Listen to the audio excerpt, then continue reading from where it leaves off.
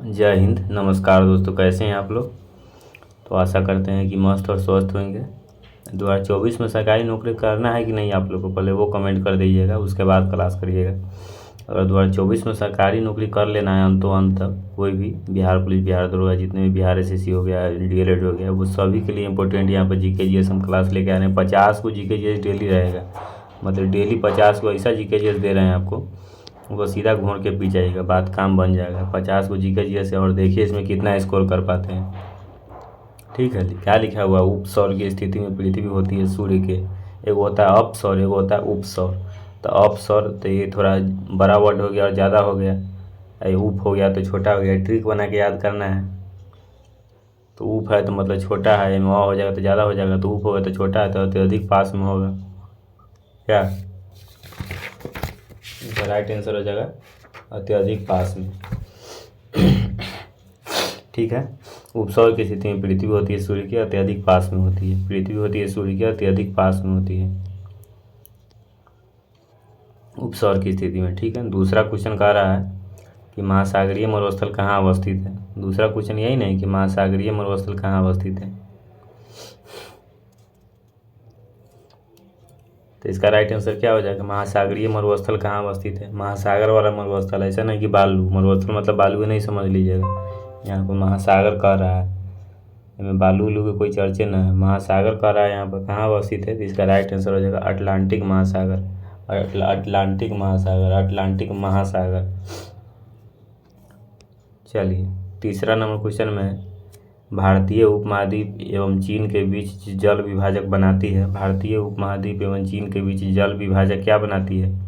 भारतीय उपमहाद्वीप एवं चीन के बीच जल विभाजक क्या बनाती है भाई, तो काराकोरम रेंज बनाती है। भारतीय उपमहाद्वीप एवं चीन के बीच जल विभाजक क्या बनाती है, काराकोरम रेंज बनाती है, काराकोरम रेंज बनाती है। ठीक है, 4 नंबर क्वेश्चन में है कि निम्नलिखित में से किस नदी पर बजाज सागर बांध बनाया गया है।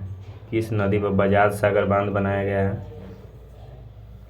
निम्नलिखित में से किस नदी पर बजाज सागर बांध बनाया गया है, तो इसका राइट आंसर क्या हो जाएगा, माही नदी पर भाई बनाया गया है। देख लीजिए, किस नदी पर बजाज सागर बांध गया है, तो बांध बनाया गया है, तो माही नदी पर, माही नदी पर बनाया गया है।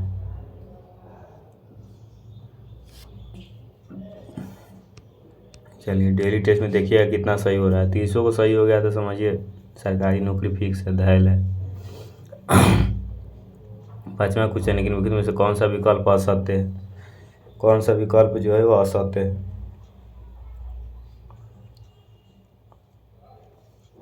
तो पुनासा, पुनासा मध्य प्रदेश, यही असत्य है। बाद बाकी ये सब सही है।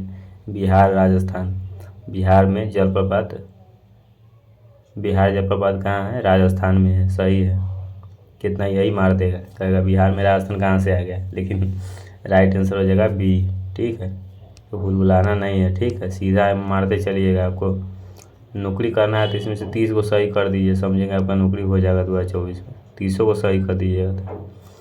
चलिए, आम्रवर्षा किस राज्य में होती है। आम्रवर्षा किस राज्य में होती है, तो आम्रवर्षा केरल में होती है भाई, तो सभी को पता है, मतलब फेमस क्वेश्चन है। आम्रवर्षा किस राज्य में होती है, तो केरल में होती है।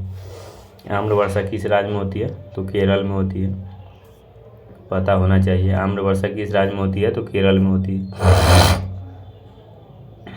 क्यूरिंग की प्रक्रिया संबंधित है, क्यूरिंग की प्रक्रिया संबंधित है, तो क्यूरिंग की प्रक्रिया किससे संबंधित है, क्यूरिंग की प्रक्रिया किससे संबंधित है, तंबाकू की खेती से संबंधित है। क्यूरिंग की प्रक्रिया, तंबाकू की अगर खेती हो रहा है तो क्यूरिंग की प्रक्रिया वहाँ पर हो रहा है। ठीक है, और क्यूरिंग की प्रक्रिया किससे संबंधित है, तो तंबाकू की खेती से संबंधित है। क्यूरिंग की प्रक्रिया तंबाकू की खेती से संबंधित है। ठीक है, चलिए, 8वां नंबर क्वेश्चन में कि सागर सम्राट प्रयुक्त है। सागर सम्राट प्रयुक्त है, सागर सम्राट प्रयुक्त है, किसके लिए प्रयुक्त है,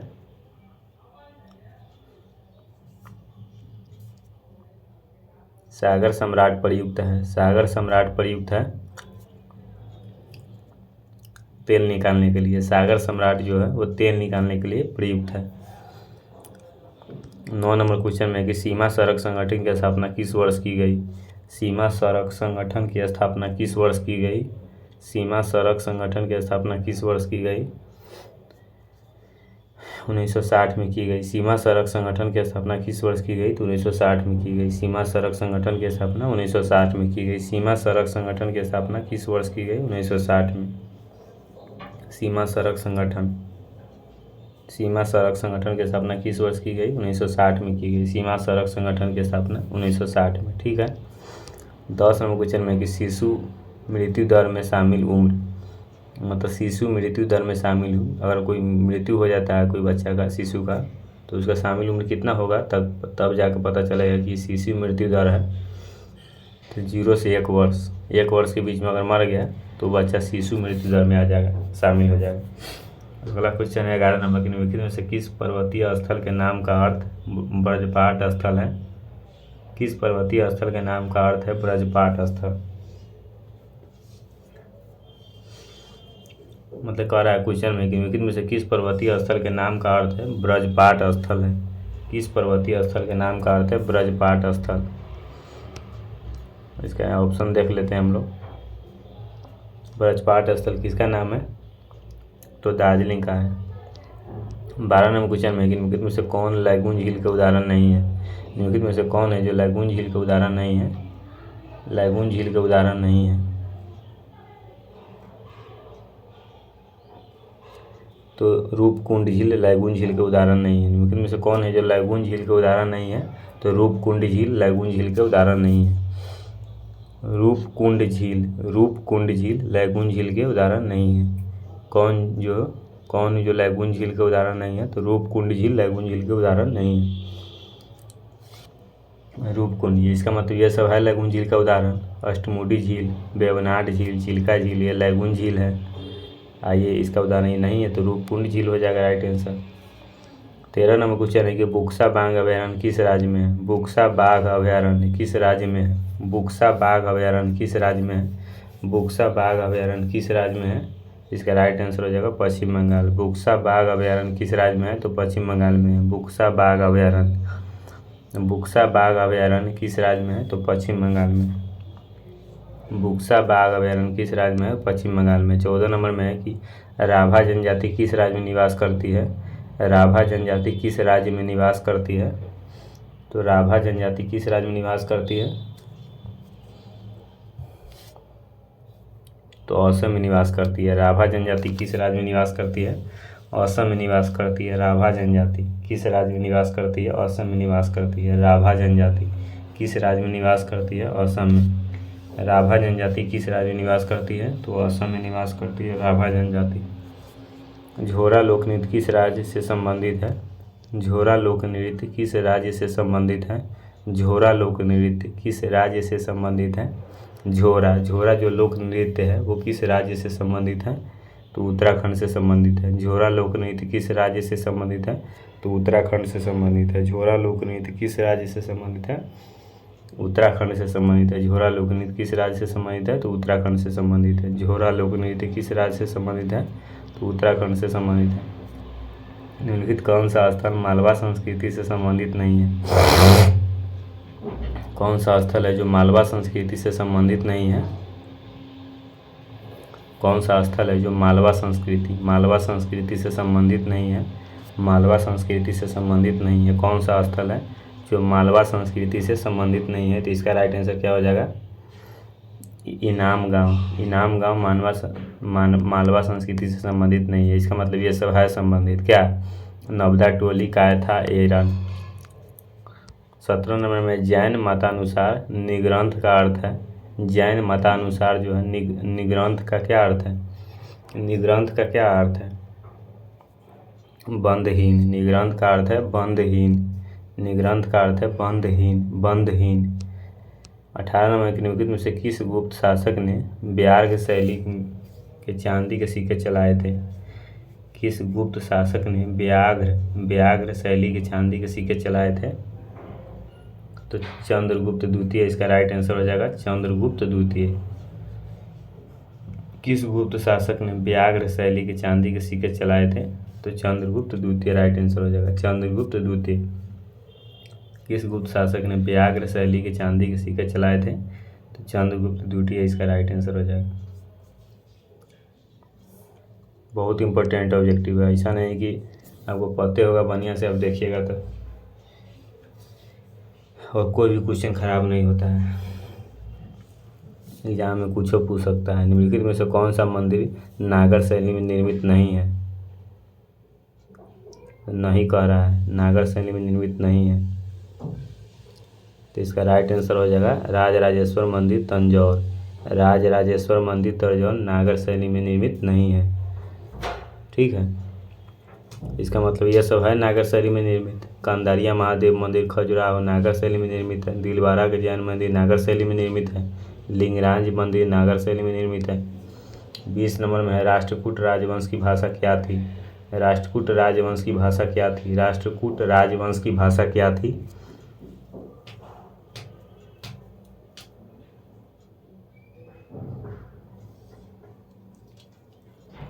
राष्ट्रकूट राजवंश की भाषा क्या थी? तो इसका राइट आंसर हो जाएगा कन्नड़। कन्नड़ थी भाषा। राष्ट्रकूट राजवंश की भाषा क्या थी? कन्नड़। राष्ट्रकूट राजवंश की भाषा क्या थी? कन्नड़। राष्ट्रकूट राजवंश की भाषा क्या थी? कन्नड़ भाषा थी। राष्ट्रकूट राजवंश की भाषा क्या थी? कन्नड़। कन्नड़ थी भाषा। 21 नंबर कि दिल्ली सल्तनत के किस सुल्तान को सुल्तान ए आजम कहा गया? दिल्ली सल्तनत के किस सुल्तान को सुल्तान ए आजम कहा गया? तो दिल्ली सल्तनत के किस सुल्तान को सुल्तान ए आजम कहा गया?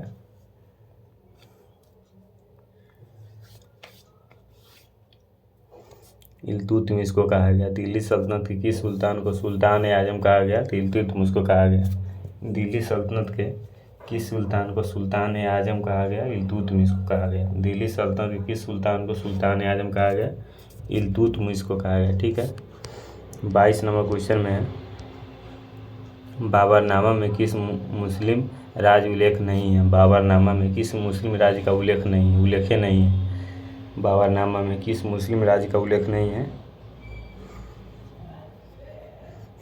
तो सिंध का उल्लेख नहीं है। बाबरनामा में सिंध का उल्लेख नहीं है। तो बाबरनामा में इसका उल्लेख होगा मालवा, बहमनी, बंगाल। किस मुस्लिम राज्य का उल्लेख नहीं है? तो सिंध का उल्लेख नहीं है। 23 नंबर क्वेश्चन में कि किस मराठा छत्रपति के समय मराठे युद्ध में भी स्त्रियों के साथ ले जाने लगी? किस मराठा छत्रपति के समय मराठे युद्ध में भी स्त्रियों के साथ ले जाने लगी? तो इस पर फिल्म भी बना हुआ है, देख लीजिएगा आप लोग फिल्म। हीरोइन जो थी वो कह रही थी कि हम भी साथ में चलेंगे, तो हीरो ले गया था उसको साथ में युद्ध में, महिलाओं का देख रेख करने के लिए और भी हेल्प करने के लिए। तो इसका राइट आंसर क्या हो जाएगा? संभाजी। संभाजी। संभाजी फिल्म निकला हुआ है, देख लीजिएगा, समझ में आ जाएगा। फिल्म का नाम है संभाजी। सेडान का युद्ध किसके बीच हुआ था? सेडान का युद्ध किनके बीच हुआ था? सेडान का युद्ध किनके बीच हुआ था?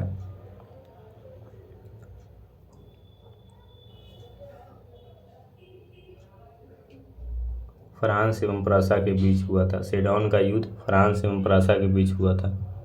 सेडान का युद्ध फ्रांस एवं प्रसा के बीच हुआ था। 25 नंबर है कि बैरकपुर के सैन्य विद्रोह के समय अंग्रेजी गवर्नर जनरल कौन था? बैरकपुर के सैन्य विद्रोह के समय अंग्रेजी गवर्नर जनरल कौन था?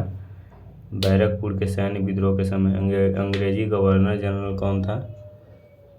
तो इसका राइट आंसर हो जाएगा Lord Amherst. Lord Amherst.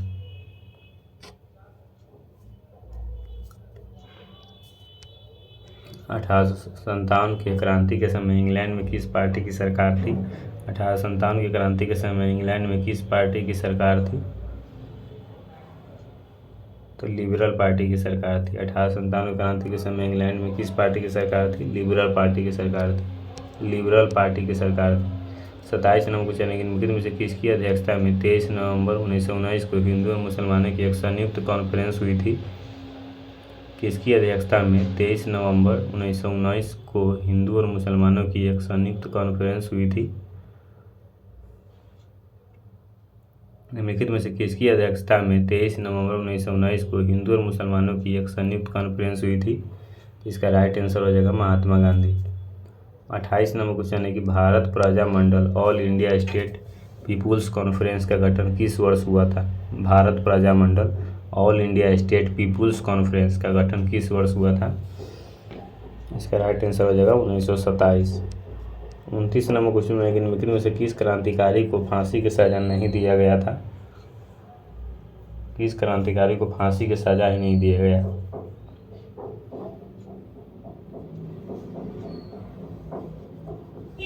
Vasudev Balwant फरके। वासुदेव बलवंत फरके। वासुदेव बलवंत फरके।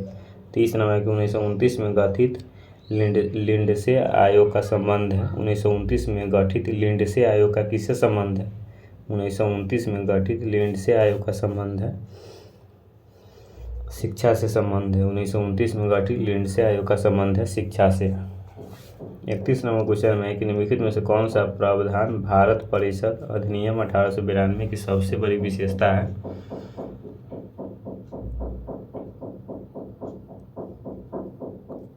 निर्वाचन पद्धति की शुरुआत। राइट आंसर हो जाएगा निर्वाचन पद्धति की शुरुआत। 32 नंबर क्वेश्चन में देख लेते हैं हम लोग। निम्नलिखित में से कौन सा व्यक्ति तदर्व झंडा समिति के सदस्य नहीं थे? निम्नलिखित में से कौन सा जो व्यक्ति है वो तदर्व झंडा समिति के सदस्य नहीं थे?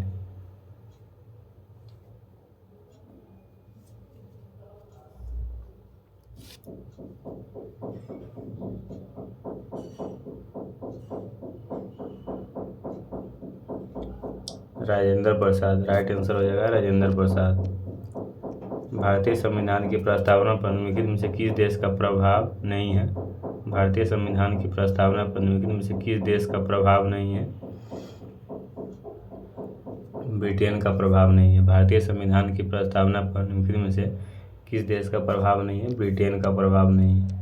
34 नंबर क्वेश्चन है कि संविधान के किस भाग के अंतर्गत लोकसभा में राज्य विधानसभाओं में अनुसूचित जाति अनुसूचित जनजाति के लिए आरक्षण की व्यवस्था की गई है?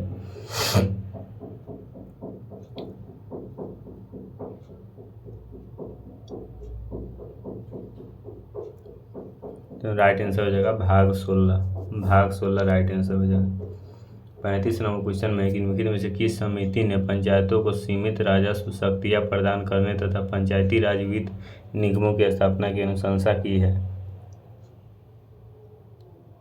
राइट आंसर हो जाएगा के संथानम समिति। के संथानम समिति। 36 नंबर की कामराज योजना का संबंध किस राजनीतिक पार्टी की सुदृढ़ीकरण से है?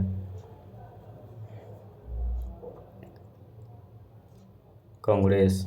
राइट आंसर हो जाएगा कांग्रेस। 37 नंबर क्वेश्चन में निम्नलिखित में से किस संविधान संशोधन के तहत अनुसूचित जनजाति के राष्ट्रीय आयोग गठन का प्रावधान किया गया? 89वें संविधान संशोधन। 38 नंबर क्वेश्चन है कि निम्नलिखित में से कौन सा विकल्प विषम है? कौन सा विकल्प है जो विषम है? राष्ट्रीय मानवाधिकार आयोग विकल्प विषम है। 39 नंबर में अनुच्छेद 169 संसद को शक्ति प्रदान करता है। अनुच्छेद 169 संसद को शक्ति प्रदान करता है विधान परिषद के उत्साधन का। ठीक है। 40 नंबर क्वेश्चन है कि न्यायपालिका की एकल प्रणाली भारतीय संविधान में कहाँ से ग्रहण किया गया है? इनमें से कोई नहीं राइट आंसर हो जाएगा। इनमें से कोई नहीं। 41 नंबर क्वेश्चन देख लेते हैं। संविधान के मूल ढांचा के सिद्धांत का प्रतिपादन करके किसके द्वारा किया गया? संविधान के मूल ढांचा के सिद्धांत का प्रतिपादन